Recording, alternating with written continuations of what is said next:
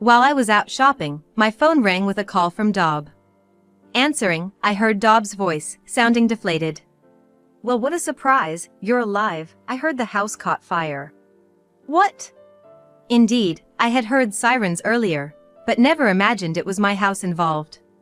"I heard a woman got seriously burned." "You okay?" "What?" "I'm out shopping. There shouldn't be anyone at home." "So it wasn't you who got taken away?" Dob sounded more disappointed than relieved. Dob definitely knows something about this fire. I just had this gut feeling. "I have many questions, but they can wait. I'm going to check on the house." I hung up and started running. My home, meant to be a modest yet warm sanctuary, was engulfed in flames. I can't believe it burned down. I've always held back, but if Dob was planning to hurt me, I'd never let it slide again. Sooner or later, people like Dob are bound to face their downfall. If that's the case, I'll be the one to push him over the edge. My anger is unstoppable. I am Sharon. A single, 40-year-old office worker. Well, perhaps not so ordinary. I'm a big fan of Meriwether, a male idol from Kiss Me Prince. I'm so hooked that I pour most of my monthly salary into supporting him. Meriwether has this younger brother vibe that's very healing to watch. I record all his shows, and for live events, I'm at my computer 10 minutes before tickets go on sale, ready to battle it out. My family and relatives might shake their heads, but this happiness is something only a true fan can understand. As long as I have someone to love, I should feel fulfilled, or so I thought. But now, Clayton, the last of my close friends from college, has gotten married. Looking around, I'm the only one left unmarried. The reality I've been avoiding all this time has finally caught up with me. Overwhelmed, I impulsively signed up on a matchmaking website. And I decided to attend a party organized by the matchmaking site, where I was destined to meet someone special. Wait. Meriwether? A young man who could be mistaken for Meriwether from afar was there. During the mingling time, I made a beeline for him. "Excuse me. You're Meriwether from Kiss Me Prince, right?" He laughed, amused. "People say I look like him, so I've styled my hair and vibe to match." His name was Clayton, 5 years my junior at 35. But youthful enough to pass for his 20s. As a self-confessed idol fanatic, I was completely charmed by Clayton. Clayton seemed to take a liking to me too, and we started dating. He treated me like a fan on our dates, and I found myself falling for him, projecting Meriwether onto Clayton. In hindsight, it was odd that such a desirable man would choose a 40-year-old idol otaku like me, but at the time, I was oblivious. Soon, I received a formal proposal. The proposal took place at a location where Meriwether once proposed to the lead actress in a TV drama. Lost in my romantic fantasy, I accepted his proposal without hesitation. However, just before we were to register our marriage, Clayton brought a high school boy to our date. "Actually, I have a son living with me." The boy introduced as his son, Dob, didn't resemble Clayton much. He was a quiet-looking kid. Clayton is 17 years old. Wearing thick glasses and with unkempt hair. His gloomy appearance was evident as he wouldn't even make eye contact with me. "I should have come clean sooner, but just couldn't find the words. I'm sorry, Sharon." His apology pose, so reminiscent of Meriwether's that it seemed studied, unexpectedly triggered my maternal instincts. "I suppose I can forgive you." We were a completely foolish couple. Then, I overheard Dob muttering under his breath. "Just another wrinkled old lady." I couldn't believe my ears. "What?" It was said so naturally that I wondered if I had misheard. I asked Dob to repeat himself, but Clayton interrupted. "Dob seems happy to have a new mom. Let's get along." Clayton and I then went to submit our marriage license. Since the office was closed, we left it with a security guard and officially became husband and wife. Originally, I lived in a house with plenty of empty rooms, so I decided to have Clayton and Dob move in. To be precise, the rooms weren't exactly empty but filled with merchandise of my beloved. But now, I was going to live with my real beloved. I decided to let the merchandise sleep at my parents' house. It was a significant decision for me. Packing away my cherished Kiss Me Prince goods into cardboard boxes, I made a promise to put Meriwether on hold for a while and focus on building a warm family. I thought the fun times as a family of 3 would begin once Clayton and Dob moved in, but that didn't happen. Clayton, claiming to be busy with work, would stay at the office 2 or 3 nights a week, leaving me and the gloomy Dob alone at home most of the time. Dob continued to avoid eye contact and seldomly spoke. Except for school hours, he barely went out, spending most of his time locked in his room playing video games. Yet at meals, he would mutter barely audibly complaints about the meat being hard or the food not being worthy of the name. While I tolerated his complaints as childlike behavior, his lack of initiative in job hunting or studying while gaming all day bothered me. So, I brought it up with Clayton when he returned home late one night. "What's going on with Dob's career path?" Clayton responded with apparent annoyance. "I'm leaving it up to Dob. He should do what he wants." I mentioned that Dob didn't seem to be job hunting or studying at all. But Clayton wouldn't take it seriously. "Look, Sharon, can't you see? It's late. I just got home. I'm tired. Can you not stress me out with trivial matters?" Despite his fatigue, shouldn't he be concerned about his child's future? Was it strange that I, once a stranger to them, was the only one worried? That thought crossed my mind, but I couldn't voice it further. It was just sad that Clayton, who used to dote on me, now treated me as a nuisance. Then, one day, Dob unusually brought home a girl. She was a quiet girl, wearing glasses, just like Dob. I had thought he wasn't the type to attract someone, but perhaps Dob had gotten himself a girlfriend. After eating and drinking in the living room, they whispered to each other for a while before leaving the house. Honestly, I was the one who felt nervous. Until recently, the thought of becoming a mother hadn't crossed my mind, but now, was I to educate teenagers about sex all of a sudden? I was relieved when they quietly left. I watched from the second-floor window as Dob and the girl walked away side by side. That's when it happened. I noticed a woman glaring at me from over the fence of the neighboring house. The sight was so terrifying that my body froze, unable to move. The woman soon disappeared behind the fence. I wanted to discuss it with Clayton immediately, but he didn't come home that night. Just remembering the woman's gaze from the daytime frightened me, making it hard to fall asleep. Perhaps due to the stress, I came down with a cold the next day. Dragging my heavy body to work, dealing with Dob's complaints, and after managing the household chores, Clayton came home just as I was lying down. I tried to bring up the woman I saw the previous day. But seeing my intent expression, Clayton grimaced. "Is this about Dob again? Got more complaints?" "It's not a complaint. By the way, it seems Dob has got himself a girlfriend." Clayton sneered, looking pleased in a distasteful way. For a moment, his smile, reminiscent of Meriwether, was soothing. Until he spoke again. "That's my boy. The art of roping in simple girls, I taught him well." "Simple girls?" I echoed back, and Clayton hastily corrected himself. "No, I misspoke. Just shared some tips on wooing a girl he likes." Then, he gently tapped my head. "Thanks for all your hard work. I appreciate what you do for me." Being treated this way used to bring me the utmost joy during our dating days. But now, I couldn't shake off the doubts in my heart. Was I considered a simple girl too? Was I being strung along? But for what reason? I'm just a temp worker, neither wealthy nor well off. After Clayton went to take a shower, I rummaged through his wallet as a precaution, but found no suspicious receipts. Still, I couldn't shake off a bad feeling and grew increasingly distrustful of Clayton. And so, I never got around to talking about that woman. The next morning, Clayton had already left for work by the time I woke up. As I went downstairs to make breakfast, I was greeted by the pleasant smell of sausages cooking. Something that had never happened since we got married.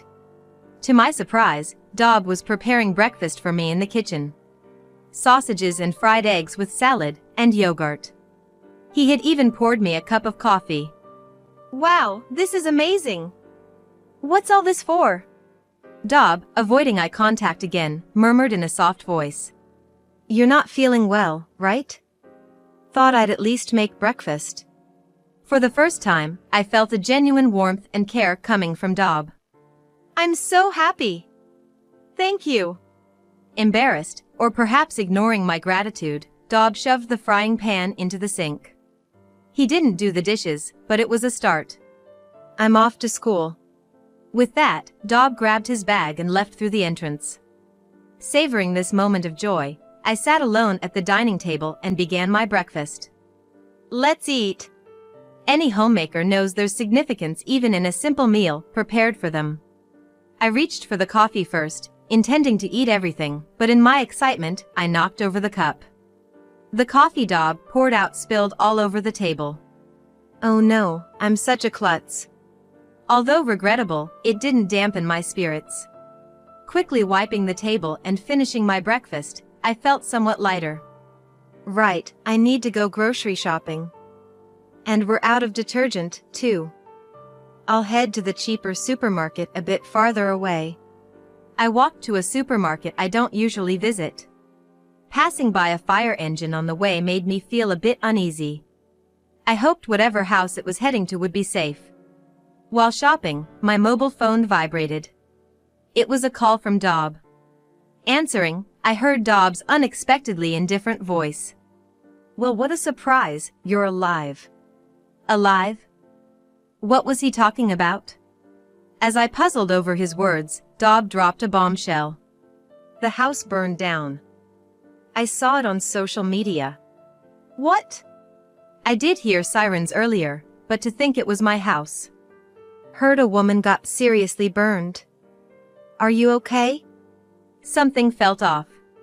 This wasn't the same Dob who showed kindness earlier.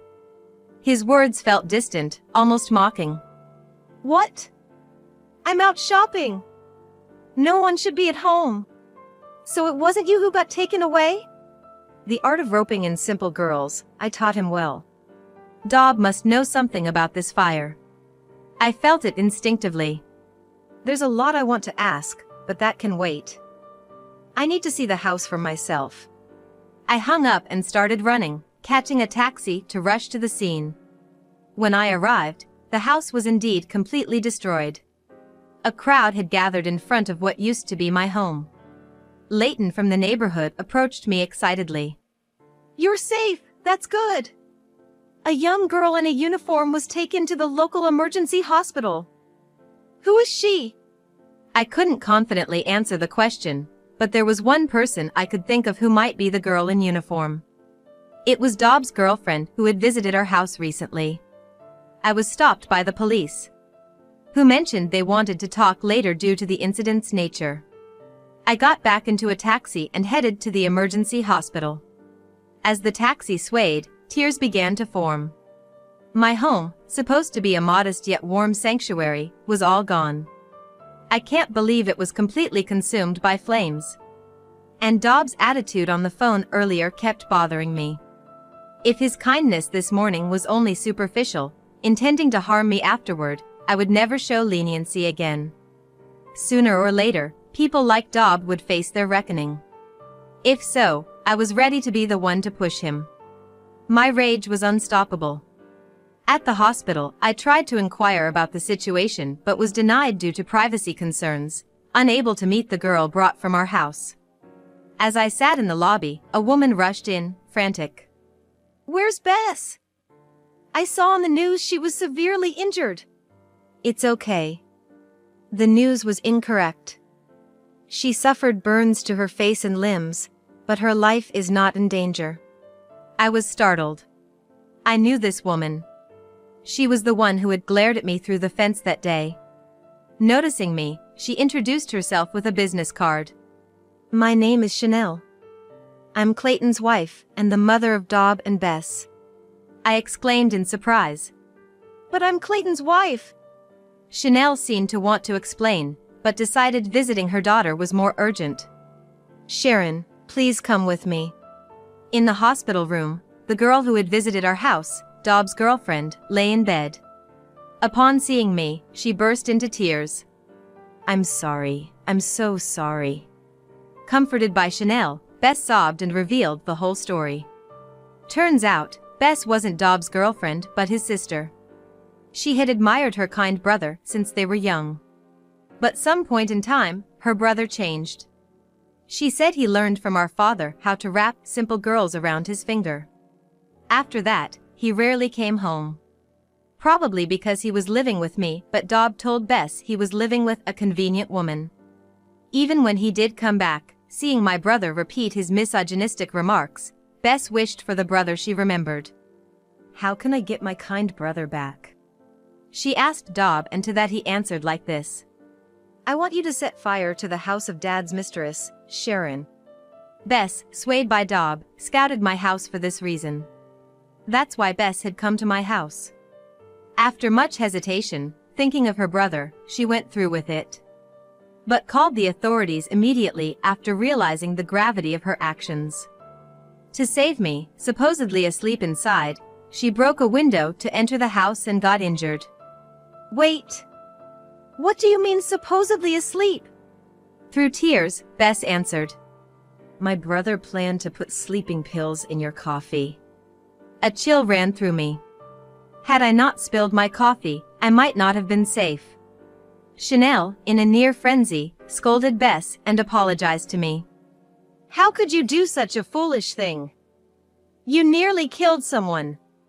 "Sharon, I don't know how to apologize enough. It was a lack of supervision on our part. What Dob and Bess did was terrifying." "About that," I started, addressing my lingering doubts. "Dob is legally my child now, right? We submitted the marriage license." Chanel hesitantly took a piece of paper from her bag. It was Clayton's family register. Indeed, Chanel's name was listed as his wife. My husband had previously deceived another woman in the same way.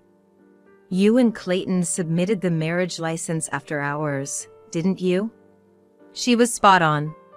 Because he's already married, it should have been rejected, but the security guard accepted it after hours. Probably, the office tried to contact Clayton's mobile afterward, saying the license is invalid due to bigamy. Faced with this unbelievable truth, I felt dizzy. Why would Clayton do something like this? Chanel sighed deeply, her forehead marked with deep lines of hardship. "Sharon, by any chance, are you a fan of Meriwether from Kiss Me Prince?" My husband is obsessively confident in his resemblance to Meriwether. He completely imitates Meriwether's fashion, hair, and gestures, approaching female fans to cheat and revel in the thrill. He can't be satisfied unless women idolize him like an idol. I've had enough this time. At that moment, the door of the hospital room opened, and a flustered Clayton entered. Seeing Chanel and me together, he had a look of regret. With fiery anger in my eyes, I glared at Clayton. "So we were strangers all along. You said you were staying at the office, but you were actually going back to Chanel's?" Clayton frantically tried to explain, but I wasn't listening anymore. "I'll be filing for damages, including for the house your son burned down. We're not related, so it won't be dismissed as a family matter." I grabbed my bag and strode out of the hospital room. Behind me, I could hear Chanel and Clayton arguing. As I vowed not to let this end here, I went back to my parents' home. Afterward, Dob was arrested by the police. At my request, Bess was not arrested and was able to go home after being discharged from the hospital. Bess's face was left with scars from the burns. The emotional scars inflicted by her brother wouldn't heal easily. She would have to carry the heavy cross of having committed arson. I thought there was no need to punish her further. As for Dob, who showed no remorse, I intended to let the authorities handle him. Dob was about to turn 18. He was likely to be tried as an adult, not protected by juvenile law.